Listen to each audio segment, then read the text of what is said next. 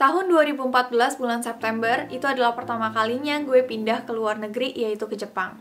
Pada saat itu gue masih 18 tahun, baru banget lulus dari SMA, dan gue benar-benar buta soal dunia. Di tangan gue ada uang yen, pegangan dari orang tua gue karena gue belum bisa part-time job selama 3 bulan di Jepang. Tapi masalahnya adalah sepanjang hidup gue di Indonesia, gue gak pernah mengatur uang gue sendiri. Pada 3 bulan pertama, itu benar-benar kayak real struggle dalam hidup gue. Karena gue benar-benar gak bisa memanage segalanya dengan baik. Contoh, 2 minggu pertama setelah gue nyampe ke Jepang, gue benar-benar menghamburkan uang banget untuk jalan-jalan. Harajuku, Shibuya, Shinjuku, Tokyo, bla bla bla. Gue kayak terlalu menggebu-gebu perasaannya untuk bisa mengeksplor Jepang. Sehingga gue gak bisa mengatur keuangan gue dengan baik. Di kepala gue tuh masih cukup, pasti masih cukup.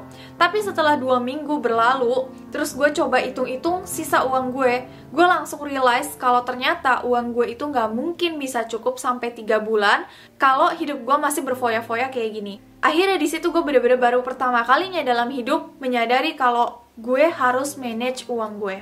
Dan pengalaman kayak gini gue yakin gak cuma gue aja, tapi banyak dari kalian mungkin yang nonton video ini juga mengalami hal yang sama. Saat kita masih kecil di Indonesia, kita tuh terbiasa apa-apa orang tua.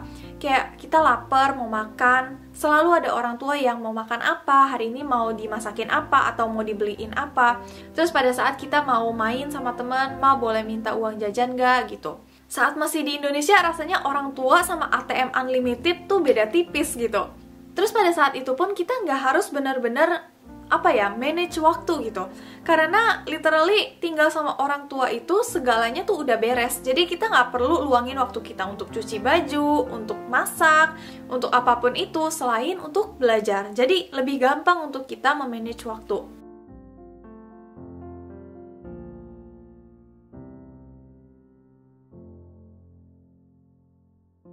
Tapi pada saat kita udah keluar dari zona aman kita, memutuskan untuk menjalani hidup yang lebih berat untuk goals kita ke depannya, kita harus bisa memanage segalanya dengan baik. Balik lagi ke pembicaraan tentang keuangan gue tadi. Terus pada saat udah mepet-mepet 3 bulan terakhir, gue masih inget banget, fresh di kepala gue ke ATM, gue cek sisa uang gue, itu cuma ada 200 yen alias sekitar 25.000 rupiah.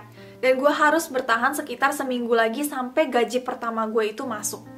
Dan bayangin, gimana caranya gue bisa hidup di Jepang dengan uang 200 yen untuk 1 minggu? Gak bisa. Akhirnya mau gak mau, itu pertama kalinya dalam hidup gue berhutang sama orang.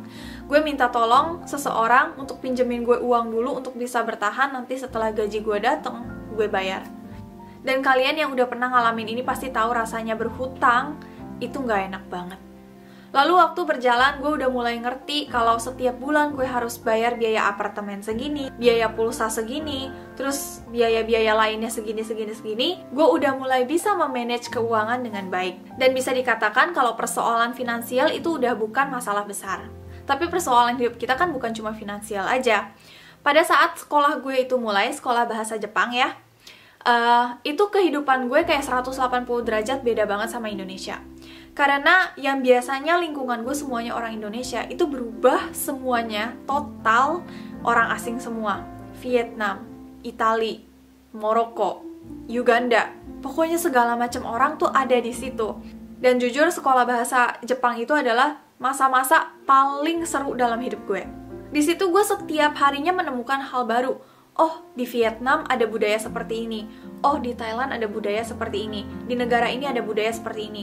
Gue tuh jadi tertarik untuk tahu lebih dalam tentang mereka. Jadi, gue tuh kayak tanpa sadar mendekatkan diri gue ke teman-teman gue yang dari berbagai negara ini. Dan dengan kata lain, gue jadi punya banyak teman. Dan banyak teman itu baik, tapi terlalu banyak teman menyebabkan masalah.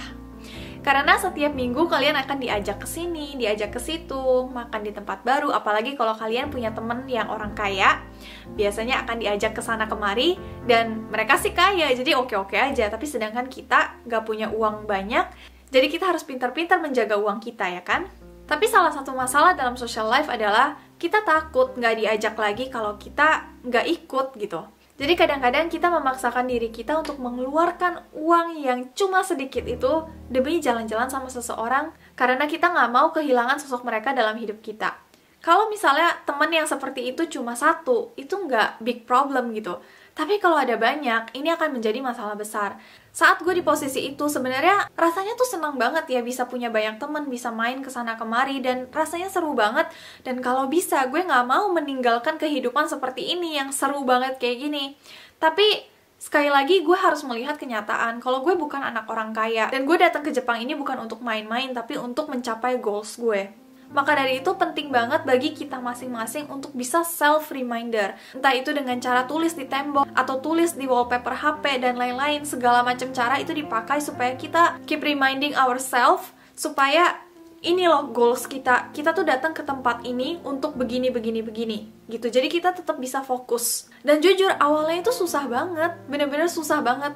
Gimana sih rasanya kalau lu udah punya teman dan lu tuh nggak hate mereka sama sekali, tapi lu harus bilang, sorry, gue nggak bisa ikut karena gue harus belajar. Itu susah banget rasanya. Tapi sesusah-susahnya kita menolak ajakan seseorang akan menjadi lebih susah kalau misalnya kita nggak belajar untuk goals kita. Jadi bisa dikatakan pengalaman itu adalah pertama kalinya gue belajar untuk memprioritaskan goals gue di atas social life gue. Sehari 2 hari rasanya tuh susah, seminggu 2 minggu rasanya juga masih susah. Tapi seiring berjalannya dengan waktu, lama-lama orang-orang yang tadinya ngajakin kita jalan melulu itu pasti lama-lama nggak akan ngajak kita lagi, dan kita juga nggak perlu capek-capek untuk menolak lagi akhirnya. Dan sebenarnya di sini yang paling penting, teman yang paling layak kalian temani atau kalian jadiin teman itu adalah teman yang stay atau tetap ada di sebelah kalian meskipun kalian udah berkali-kali bilang, sorry, gue nggak bisa ikut karena gue harus belajar. Dari 100 orang mungkin cuma ada satu, dari 1000 orang mungkin cuma ada satu, tapi it's okay karena tubuh kita juga cuma ada satu, dan kita nggak bisa nemenin 1000 orang. Kita cuma butuh satu orang untuk bisa berjuang sama-sama dengan kita. Sekarang gue mau sharing tentang manage waktu belajar dan kerja. Pada saat 3 bulan pertama itu selesai, gue akhirnya diterima kerja dan gue akhirnya mulai part-time job. Jadi sekolah gue tuh pada saat itu Senin sampai Sabtu, dari jam 9 pagi sampai jam 4 sore. Terus dari 6 harinya itu, 4 hari pulang sekolah gue langsung kerja. Jadi gue cuma punya waktu free itu sore ke malam 2 hari ini dan hari Minggu. Ya kita hitung-hitung cuma punya 2 hari lah. Dan setiap hari libur atau waktu kosong ini datang setiap minggunya. Gue tuh pengen banget cuma kayak tidur-tiduran di kasur sambil main HP atau nonton Netflix atau nontonin sesuatu apapun gitu yang bisa bikin gue relax.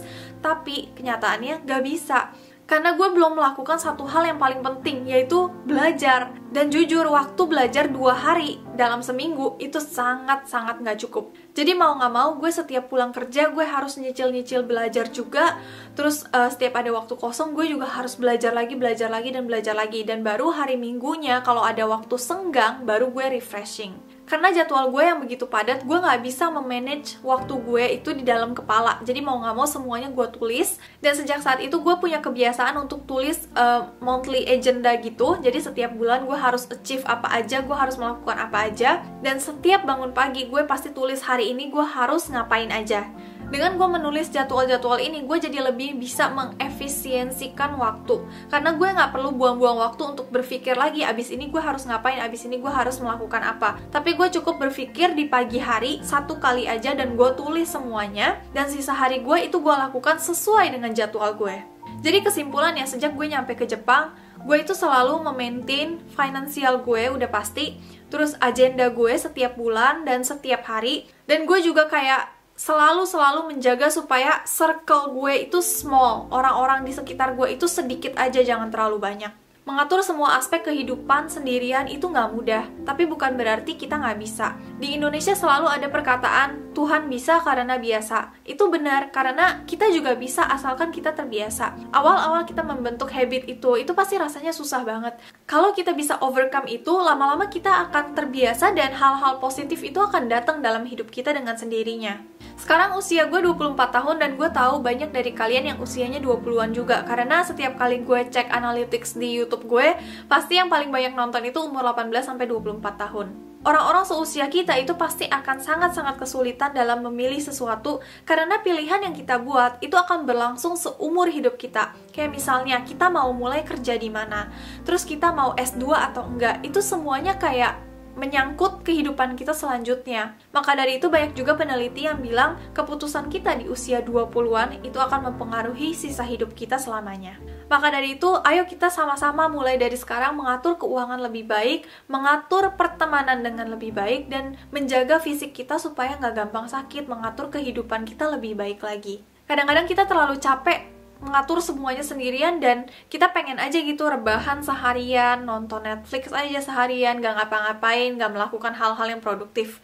Dan gue mau bilang, itu gak apa-apa. Kalian gak apa-apa untuk merasa capek. Kalian gak apa-apa untuk tidak produktif 1 hari aja. Terus pada saat kalian merasa gak enak, menolak ajakan teman, kalian gak apa-apa bilang gak bisa, karena teman yang baik itu pasti akan ngertiin kalian. Dan kalau bukan kalian yang memprioritaskan diri kalian sendiri, siapa lagi? Gue gak tahu video ini ada makna apa untuk kalian, tapi kalau misalnya kalian menemukan video ini sangat seru atau sangat bermanfaat untuk kalian dan kalian pengen denger sharingan-sharingan gue lainnya, tolong tulis di bawah karena itu akan sangat-sangat membantu gue. Satu pengumuman terakhir, gue baru aja tunangan sama pacar gue dan kita mau bikin Q&A gitu. Kalau misalnya kalian ingin bertanya sesuatu, silahkan follow Instagram gue @dieranatania dan cek story gue yang satu ini dan tinggal bertanya di situ. Thank you banget udah nemenin dan sampai jumpa di video berikutnya. Bye-bye!